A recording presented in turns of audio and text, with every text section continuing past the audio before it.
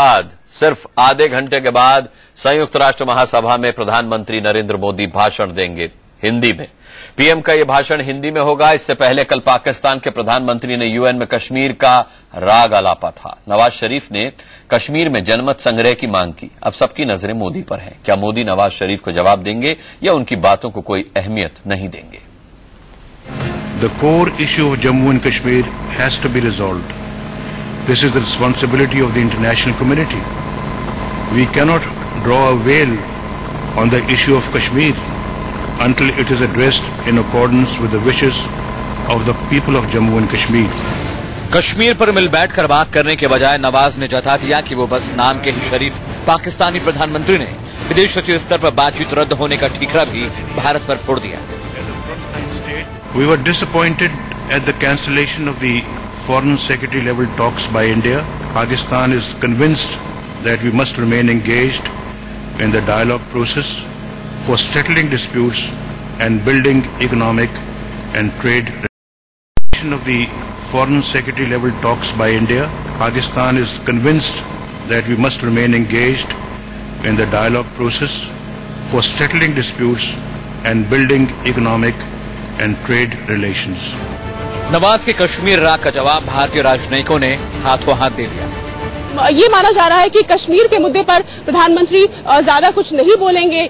विदेश मंत्रालय के लोगों से जब हमारी बात हुई तो उन्होंने कहा कि हमने अपने अंदाज में पाकिस्तान को कश्मीर के मसले पर जवाब दे दिया है। यानी किसी अधिकारी ने संयुक्त राष्ट्र में पाकिस्तान को इसका जवाब दे दिया है।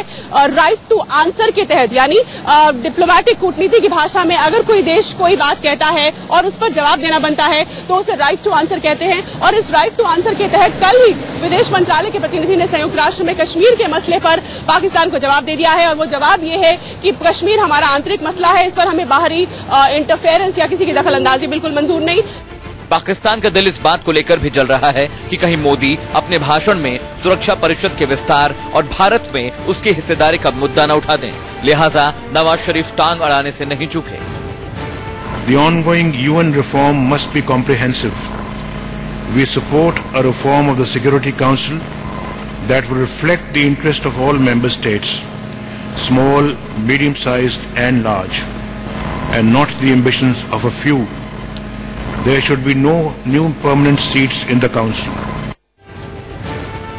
साफ है कि पाकिस्तान ने मोदी की दोस्ती का सिला दुश्मनी से देने की कोशिश की है, लेकिन मोदी पाकिस्तान की चाल में फंसने वाले नहीं हैं। कश्मीर के मुद्दे पर भारत ने नहले पर दहला मारा है।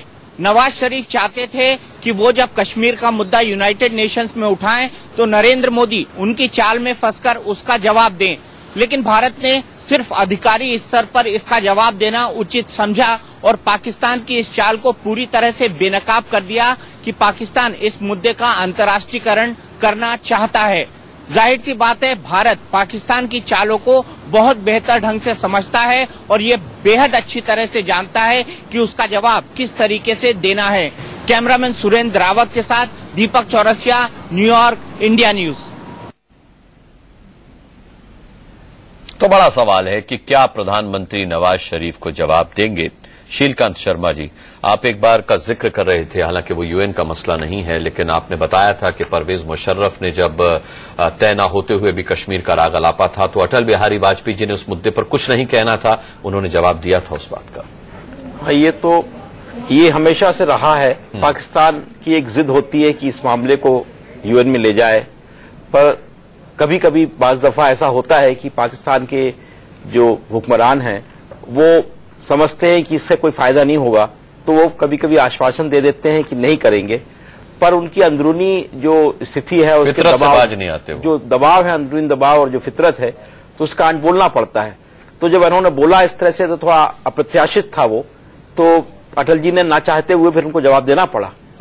तो ये स्थिति पहले भी हुई है और भारत तो जैसे कि बहुत पहले से कहता रहा है कि अब हमारा अंदरूनी मामला है और जो डिस्प्यूट सेटलमेंट है वो पाकिस्तान की तरफ से है तो उसको द्विपक्षीय सॉल्व करना चाहिए। शिमला समझौता है, तब से इकट्ठा है बात, पर वो पुराने जो है वो खोलना चाहते हैं।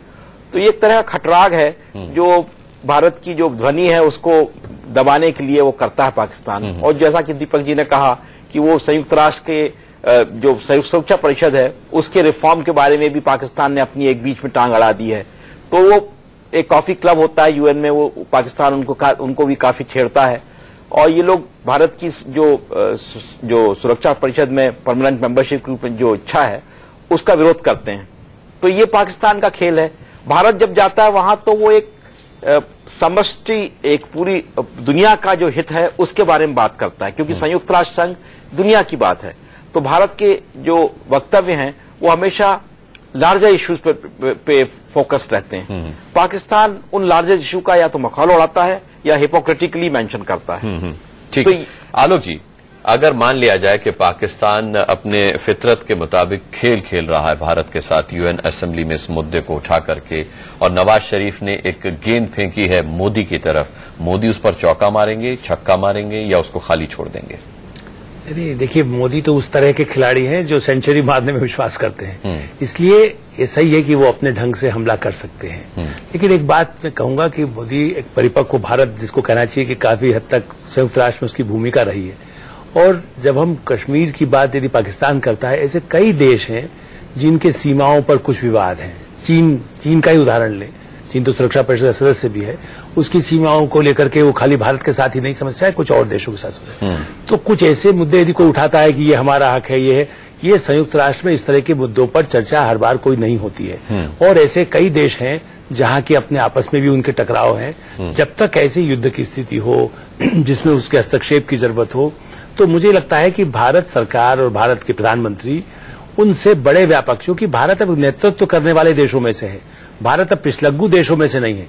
पाकिस्तान जिस तरह से कटोरा लेकर के सब जगह घूमता है, चाहे वो अरब कंट्रीज के साथ हो, चाहे वो चीन के साथ हो, अमेरिका के साथ हो, यूरोप के साथ हो, आप देखेंगे एक समय था जब भारत के बारे में भी कहा जाता था, लेकिन अब भारत बहुत बदल गया है। इसलिए इस अंतर्राष्ट्रीय मंच पर मुझे लगता है कि पाकिस्तान को जवाब यही है कि हम लीडर हैं, तुम गीदड़ हो। मतलब वो गीदड़ की तरह यदि कोई कुछ करता है तो उसका जवाब यही सबसे बड़ा जवाब होगा कि बड़े व्यापक परिप्रेक्ष्य में वो उन सारे मुद्दों, दीपक जी भी जो अभी जो कह रहे थे कि आतंकवाद का मुद्दा है, जिसके साथ अपने आप सारी समस्याएं जुड़ती हैं, क्योंकि बहुत बड़ा अड्डा तो पाकिस्तान ही बना हुआ है। तो जहां पर टकराव हो रहा है, संघर्ष हो रहा है, वहां के लोग भी मारे जा रहे हैं। तो जब वो ये कहेंगे कि आतंकवाद से लोग मारे जा रहे हैं, हमारी सीमा पर हमले होते हैं, जो ऐसे अपराधी हैं जो आतंकवाद से जुड़े हैं वो उन देशों में शरण ले रहे हैं, तो ये अपने आप में जवाब होगा, ताकि अंतर्राष्ट्रीय समुदाय ये समझे कि भारत आतंकवाद की लड़ाई में अग्रणी है और उसका साथ देना चाहिए। खाली अमेरिका तो हवाई हमले करता है और हम जमीनी लड़ाई लड़ करके और उन मुद्दों को निपटाना चाहते हैं जिससे कि लोगों को शांति मिले और सब साथ में सुख से रह सके। ठीक है। राम बहादुर राय साहब, जब अटल बिहारी वाजपेयी संयुक्त राष्ट्र महासभा में बोले थे तो उन्होंने पड़ोसी का जिक्र करते हुए पाकिस्तान का जिक्र किया था और पाकिस्तान की जो नापाक तैयारियां थी उनके बारे में वो खुलकर बोले थे। तो क्या समझा जाए कि ठीक है, नवाज शरीफ के बात का सीधा जवाब मोदी नहीं देंगे, लेकिन आतंकवाद के मुद्दे पर जब बोलेंगे तो पाकिस्तान का जिक्र खुद ब खुद हो जाएगा?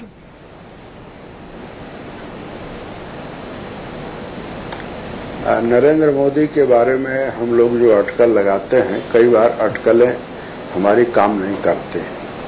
मेरा मानना यह है कि कश्मीर के मामले में भी नरेंद्र मोदी कुछ ऐसी बात कर सकते हैं जो हमारे अनुमान से परे हो। आपको मैं याद दिलाऊं, 1997 में नहीं, ये पीवी नरसिंह राव के कार्यकाल में जब पाकिस्तान प्रेरित आतंकवाद कश्मीर में और पंजाब में बहुत तेज था, तो हमारी संसद ने एक प्रस्ताव पारित किया कि पाक अधिकृत कश्मीर भी हमारे कश्मीर का हिस्सा है। हो सकता है कि नरेंद्र मोदी जब इस समय संयुक्त राष्ट्र में बोले तो बाढ़ का जिक्र करते हुए, जो जम्मू कश्मीर में बाढ़ का तूफान आया, लोगों की तबाही हुई, उस समय श्रीनगर जब नरेंद्र मोदी गए थे तो उन्होंने इस बात की पेशकश की थी कि भारत पाकिस्तान के अधिकृत जो कश्मीर है वहां की तबाही में भी राहत का काम करना चाहता है। तो परिस्थितियां बदली हैं कश्मीर का सवाल अब केवल कश्मीर तक सीमित नहीं है, पाक अधिकृत कश्मीर का भी उसमें मामला आता है। ठीक है। और हमारी संसद ने इस बारे में बाकायदे एक प्रस्ताव पारित करके रखा हुआ है। हो सकता है नरेंद्र मोदी इन बातों को भी उसका रेफरेंस देकर के और अपनी बात नवाज शरीफ तक पहुंचाएं और इस अंतर्राष्ट्रीय मंच के माध्यम से वो अपनी बात स्पष्ट करें। नरेंद्र मोदी ने, आपको बता दें आज क्या कुछ हुआ, 9/11 मेमोरियल पर जाकर शहीदों को श्रद्धांजलि दी। प्रधानमंत्री नरेंद्र मोदी के आने की खबर जैसे ही लोगों को मिली वो उन्हें देखने के लिए वहां पहुंच गए। ऐसे ही एक दंपत्ति से शीतल राजपूत ने बात की है जो अपने छोटे से बच्चे को लेकर मोदी को देखने आए थे। हमारे साथ ये भारतीय, जो जैसे कि हम आपको दिखा रहे थे, बहुत से भारतीय यहाँ आ गए थे प्रधानमंत्री को देखने, उनसे मिलने। ये एक कपल हमारे साथ खड़ा है और एक छोटा सा बच्चा इनके साथ में है। ये छोटा बच्चा भी नरेंद्र मोदी से मिलने आया था, उन्हें देखने आया था। आप लोग प्रधानमंत्री को देखने आए थे? जी हाँ, हमें जैसे पता चला वो यहाँ पे आ रहे हैं, हम यहाँ पे पास में रहते हैं, तो फटाफट रेडी होके इसको भी तैयार करके भाग के आ गए। सुबह सुबह आपने बच्चे को भी तैयार किया? बच्चा तो सुबह सुबह उठता ही है, बट क्या आपको उम्मीदें हैं प्रधानमंत्री के इस अमेरिका यात्रा से? और जैसे कि उन्होंने अपनी इस यात्रा की शुरुआत यहाँ 9/11 मेमोरियल पे आकर टेररिज्म को लेकर एक बड़ा संदेश देकर की है, इसके बारे में आपको क्या? संदेश तो सुना नहीं, बट आई थिंक बहुत अच्छा किया इधर आके। एंड हम एनीवे एक्साइटेड थे पिछले एक साल से।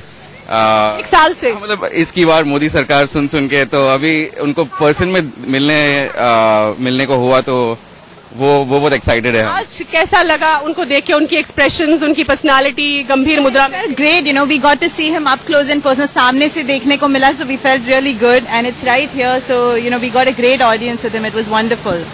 अच्छा, प्रधानमंत्री यहाँ पर आज संयुक्त राष्ट्र में यूएन में स्पीच भी देंगे। आप उसको सुनने को भी काफी डेफिनेटली वो तो टीवी पे देखेंगे, तो वो ऑनलाइन सोशल मीडिया पे तो फॉलो कर रहे थे उनको, उससे ही मालूम पड़ा वो यहाँ पे आ रहे हैं। क्या है नरेंद्र मोदी में जो बाकी प्रधानमंत्रियों से या बाकी शख्सियतों से उन्हें अलग रखता है, जिसकी वजह से जो आपको यहाँ तक खींच लाया छोटे बच्चे को सुबह सुबह? Communicative, it's great to be able to be in touch with him and his whole team. I mean the fact कि हमें पता था वो यहाँ आने वाले हैं, normally we would not even know, but we knew. And throughout वो बहुत मतलब कम्युनिकेट करते हैं, तो we were very happy and we wanted to make sure Vikram saw him as well. So चलिए, भारतीय मूल के अमेरिकियों से भी उनकी क्या राय है, उनकी क्या उम्मीदें, क्या अपेक्षा है मोदी के भाषण से, हम आपको बीच बीच में सुनाते रहेंगे और हमारी चर्चा ये जारी रहेगी। एक छोटा सा ब्रेक ले रहे हैं, बहुत जल्द वापस लौटते हैं।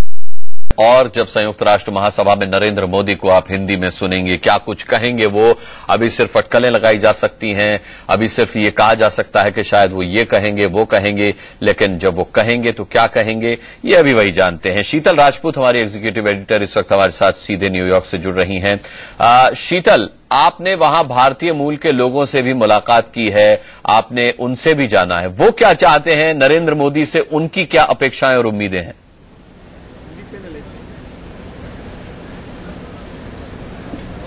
बिल्कुल अनुराग, भारतीय मूल की एक महिला हमारे साथ है, हम उन्हें अपने साथ थोड़ी देर में जोड़ेंगे, लेकिन उससे पहले मैं आपको बताना चाहूंगी यहाँ के माहौल के बारे में। इस वक्त यहाँ क्या है, अब से 10 मिनट बाद नरेंद्र मोदी को भाषण देना है अंदर, और यहाँ से मेरे सामने की सड़क जो देख रही हूँ, हम आपको कैमरा के जरिए दिखाने की कोशिश करेंगे। हालांकि ज्यादा कैमरा घुमाना संभव नहीं क्योंकि बहुत मुश्किल से सिग्नल यहाँ मिलते हैं, लेकिन फिर भी थोड़ा कोशिश करके दिखाऊंगी। पीछे जो आपको बोर्ड पे 47 स्ट्रीट लिखा हुआ दिख रहा है अनुराग, उस स्ट्रीट के पीछे लगभग 100 के करीब भारतीय समुदाय से जुड़े लोग जो है वो वहां पर मौजूद हैं, क्योंकि वो यहां आगे नहीं आ सकते थे सुरक्षा कारणों से। तो नरेंद्र मोदी के समर्थन में नारे लगाते हुए वो लोग उस सड़क के पीछे वहां पर खड़े हैं। एक झलक पाना चाहते थे, यहां आना चाहते थे, लेकिन क्योंकि संयुक्त राष्ट्र में कड़ी सुरक्षा होती है, आम लोगों को यहां आना परमिटेड नहीं है बिना पासेस के, इसलिए वो लोग उसी गली की ओट से नरेंद्र मोदी के समर्थन में नारे लगा रहे थे।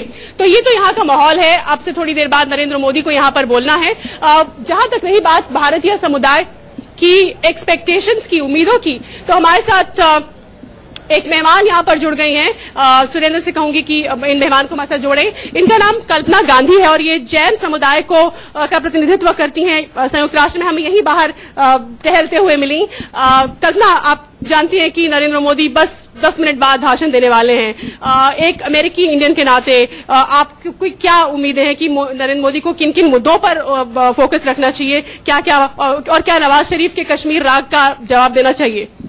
नरेंद्र मोदी से अमेरिका वाले लोग को बहुत ही आशा है कि उनकी यहाँ विजिट से अपना अमेरिका का और इंडिया का रिलेशन बहुत अच्छी तरह इम्प्रूव हो जाएगा।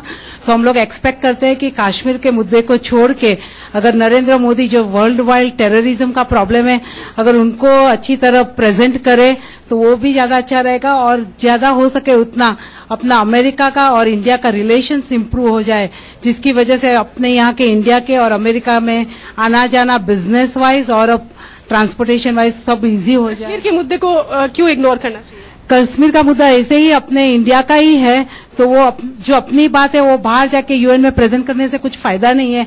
उससे अच्छा हम लोग को जो दूसरी प्रॉब्लम्स है जो अपने वजह से हम लोग अमेरिका में या यूएन में आके सबके सामने बता सकते हैं, वो बता के अगर ज्यादा बेनिफिट ले सके तो वो ज्यादा अच्छी बात है। तो that is what we expect. और वो बहुत ही स्ट्रांग है, तो हम लोग पूरे अमेरिका वाले जो यहाँ इंडियन लोग बैठे हुए हैं। कल्पना ने बहुत जरूरी बात कही जी। चलिए शीतल, लौटेंगे आपके पास। तमाम मेहमान हमारे साथ बने हुए हैं और भी मेहमान हमारे साथ जुड़ेंगे। बस कुछ ही पलों की देरी और नरेंद्र मोदी का हिंदी में भाषण हम संयुक्त राष्ट्र महासभा में सुनेंगे। अंतर्राष्ट्रीय मंच पर मोदी क्या कुछ कहेंगे, ये सुनना बेहद दिलचस्प होगा। एक छोटा सा ब्रेक ले रहे हैं, बहुत जल्द वापस लौटेंगे।